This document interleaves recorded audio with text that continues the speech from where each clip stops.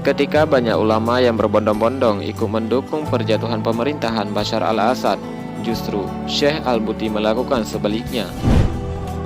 Syekh Ramadan Al-Buti adalah sosok ulama yang mempunyai pandangan berbeda terkait konflik yang terjadi di Suriah. Syekh Al-Buti mempunyai pandangan tersendiri terhadap Barat dan sangat waspada serta berhati-hati terhadap gerakan politik dari pihak luar yang ikut campur dalam kisruh Suriah. Banyak pertanyaan kemudian muncul, siapa yang bisa mengingkari keterlibatan Barat dalam pergulingan pemerintahan di negara-negara Timur Tengah? Siapa bersikeras dalam memegang hak veto PBB untuk mengintervensi Suriah dengan cara militer selain Rusia? Siapa menyetujui bantuan persenjataan oposisi Suriah? Siapa yang melatih para pemberontak Suriah di Yordania?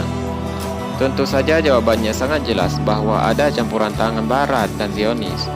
Hal inilah yang kemudian menjadi alasan Syekh Al-Buti terkesan memihak rezim yang notabene adalah Syiah Nusairyah. Syekh Al-Buti yang merupakan refleksi dari pemikiran tengah yang tentu saja mempunyai banyak pertimbangan kenapa beliau lebih memihak rezim Bashar al-Assad daripada oposisi. Syekh Al-Buti terlihat ingin mengambil resiko paling ringan di antara dua bahaya. Bagi Syekh Al-Buti, memihak ke rezim yang dianggap zalim resiko bahayanya lebih sedikit daripada memihak oposisi yang didukung oleh Barat dan kelompok Zionis, karena hal tersebut akan meloloskan kepentingan-kepentingan yang dibawa oleh Barat dan Zionis.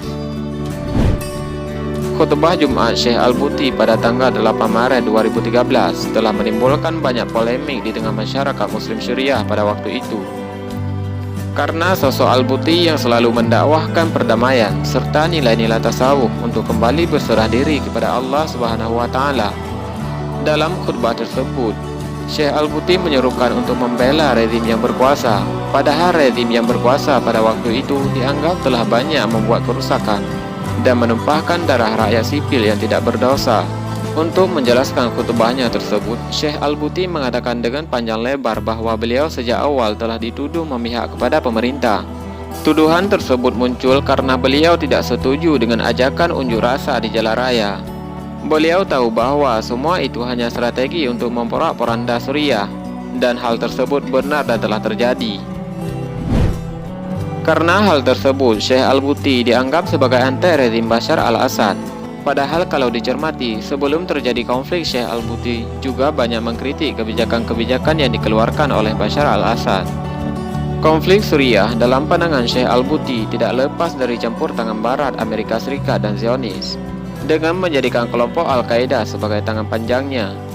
Al-Qaeda yang selanjutnya bermetamorfosis menjadi ISIS merupakan produk Barat, yang kemudian dipersenjatai untuk menghancurkan negeri Suriah yang berkah.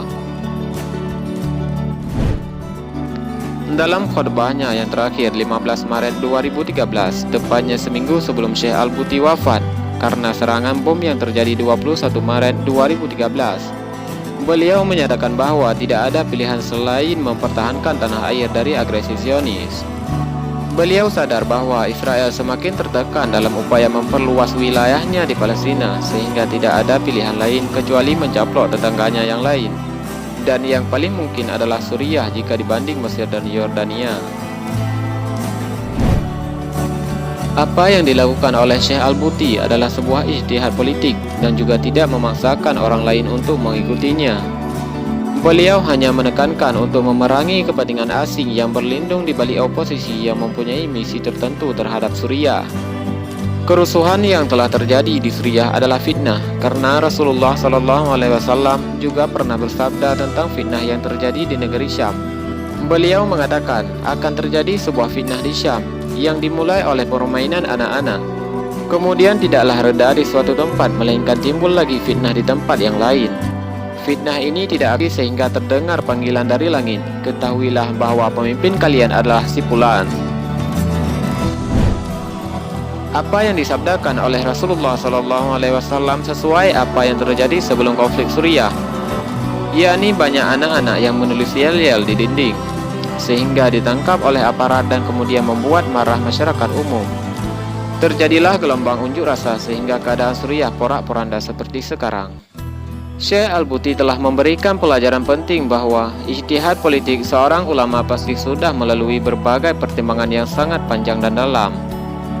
Sebagaimana kita ketahui, seorang ulama pasti bukan hanya menggunakan pandangan yang bersifat lahiriah, tetapi juga batiniah. Selain itu, Syekh Al-Buti juga memberikan pelajaran penting bagi kita semua untuk tidak menjadikan fitnah sebagai alasan untuk saling menyerang, menebar kebencian, saling curiga dan permusuhan sesama anak bangsa termasuk kalangan ulama.